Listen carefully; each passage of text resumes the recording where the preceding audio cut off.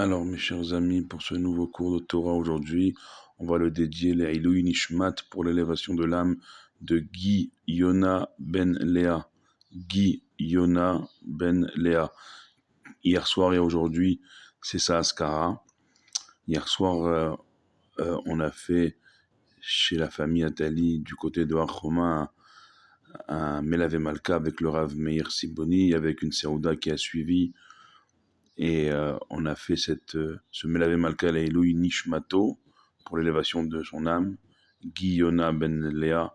Et ce matin, on poursuit avec ce shiur de Torah, Baruch Hashem, que ces mots de Torah ils puissent être pour l'élévation de son âme, et que de là où il se trouve, c'est-à-dire au Gan Eden, avec les tzadikim, il puisse envoyer toutes ses bénédictions à toute sa famille, et que très bientôt, les Mirtze Hashem, à la venue de Mashiach, très bientôt, à la résurrection des morts, sa famille le retrouvera pour ne plus jamais le quitter. Amen, Kenny Hudson.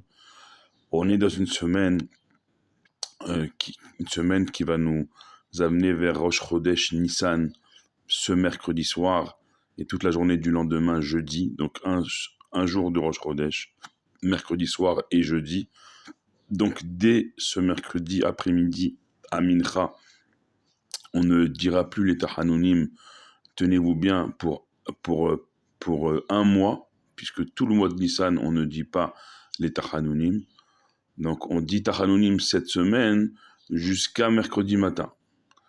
Et à partir de mercredi après-midi, plus de Tachanunim pendant un mois, puisque mercredi soir, entre le mois de Nissan, toute la journée de jeudi, le lendemain, Rosh Chodesh Nissan, et Shabbat, le premier Shabbat du mois de Nissan, avec la première paracha du troisième livre de la Torah, le livre de Vaïkra, la paracha de Vaïkra, où le premier aleph du mot Vaïkra, il est marqué dans le Sefer Torah en petit. Pourquoi? Parce que quand Moshe Rabbeinu, il était en train d'écrire la Torah et que Akadosh Baruch Hu, il appelle Moshe Vaïkra, il appelle Moshe. Moshe qui était Aïsh Anav Mikol Adam, l'homme le plus humble, le plus effacé de tous les hommes, le plus modeste. Il avait du mal à écrire que Dieu il l'appelait lui. Alors il a écrit le Aleph du mot appelé Vaïkra en petit. Pourquoi? Pour faire de sa personne Adam, de sa vérité Emet, par rapport au Aleph du Aloufo Shel Olam, au Aleph du Adon Olam, du maître du monde. Moshe Rabbeinu, il s'est écrit petit dans la Torah. Et c'est sur ce petit Aleph que Akadosh Baruch Hu dira de Moshe, Bechol Beti Ne'emanhu. De toute ma maison, c'est le plus fidèle, c'est le plus anav, le plus modeste. Et Moshe Rabbeinu, en ke Moshe, il y aura jamais comme Moshe. Moshe, c'est marqué que le simple fait qu'Akadosh Baruch Hu il l'appelle, il n'arrive pas à écrire que Dieu l'appelle. Pourquoi? Parce que Moshe Rabbeinu, il s'est jamais senti digne d'être appelé par Akadosh Baruch Hu, jusqu'à ce qu'il a fallu qu'Akadosh Baruch Hu, on l'a vu dans le buisson ardent, il s'énerve contre Moshe en lui disant, mais attends, si c'est moi, Dieu qui te choisit. Moshe, il est resté une semaine dans le buisson ardent parce qu'il n'arrivait pas à accepter que Dieu il le choisisse. Imaginez-vous. On parle de Moshe Rabbeinu, on parle de celui qui a vu Dieu face à face, panim el panim. Ça nous apprend à nous, si on doit apprendre de quelqu'un l'humilité, être humble, être modeste, être effacé, l'annulation de soi devant Dieu, on peut l'apprendre le mieux de Moshe Rabbeinu. Moshe Rabbeinu, c'est si vous inversez les lettres de Moshe, ça fait Hachem. Moshe Rabbeinu, on ne sait pas où il est enterré. Moshe Rabbeinu, ses enfants, ils sont morts de son vivant. Il a été recueilli par une fille qui s'appelle Batia, Bitia qui veut dire la fille de Dieu. Rav Saadia Gaon, il dit que ça désigne un malach, un ange. Tzipora, sa femme, Tzipor Hashem. Rav Saadia Gaon, il dit que ça désigne aussi un ange. Donc on n'a rien de Moshe, et en fait, on apprend tout de Moshe. C'est ça la grandeur dans la Torah. La grandeur dans la Torah, elle ne se trouve pas dans celui qui se montre. Elle se trouve dans celui qui est humble, qui s'efface devant Dieu.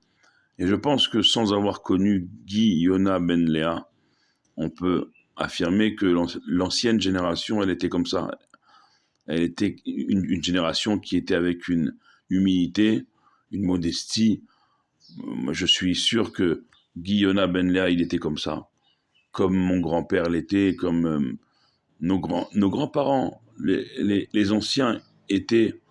Et c'est ce qu'on peine aujourd'hui à retrouver. On peine aujourd'hui à retrouver ces valeurs-là.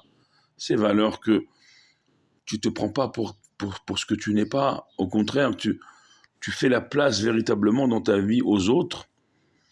Et en faisant la place aux autres, tu fais la place à Dieu. Ça, Moshe a béni toute sa vie.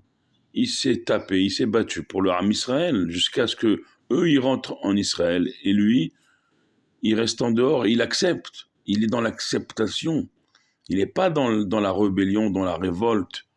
Ça c'est comme on dit à l'armée, Dougma Ishit, un exemple personnifié.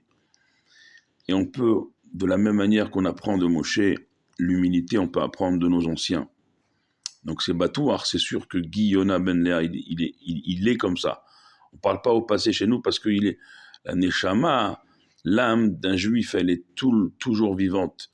Et Rabbi Shimon Bar Yochai, il enseigne qu'une partie de l'âme du défunt, elle continue de vivre en chacun de ses proches. Ça veut dire que concrètement, aujourd'hui, au moment où on se parle, au moment où on dit ces mots de Torah pour le Niftar, eh ben, une partie de son âme, elle continue à vivre dans chacun de ses proches. Donc, tout ce que ses proches font, les Ilui Nishmato, pour l'élévation de son âme, ça contribue à continuer à faire vivre la part de l'âme qu'ils ont de leurs proches en eux.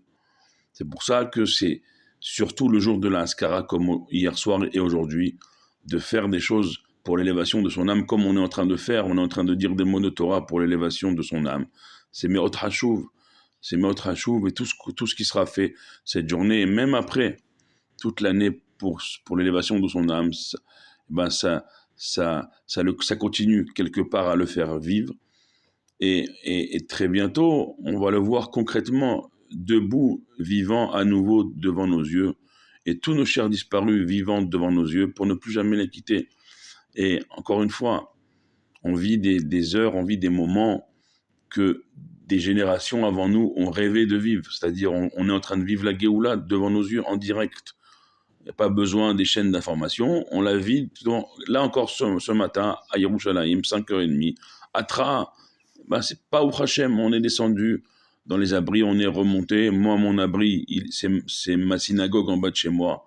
Donc, c'est un double abri, Baruch Hashem. Et là, on va descendre prier Shacharit. Voilà, on enregistre ces quelques mots de Torah avant même de prier Shacharit. Baruch Hashem, on commence la journée, la semaine comme ça, que ce soit des mots qu'on a dit pour l'élévation de Guy Yona Ben Léa, qui soit un Melitz Yosher, qui soit vraiment dans le ciel auprès d'Akadosh Baruch Hu et des Tzadikim, une source inépuisable de bénédiction pour toute sa famille, tout le Ham Israël qui en a bien besoin en ce moment, et que très bientôt, à la venue de Mashiach, à la résurrection des morts, on puisse le revoir debout, vivant devant nous pour ne plus jamais le quitter. Amen, Ken Yehei Ratzon, Sheyeh Shavua Tov, ou Mevorach, une semaine par le Srout de Guy Yona Ben Léa, pleine de brachot, de bénédiction et de protection pour tout le Ham Israël, Kulo, Bechol Makom Shehem. Amen, Ken Yehei Ratzon.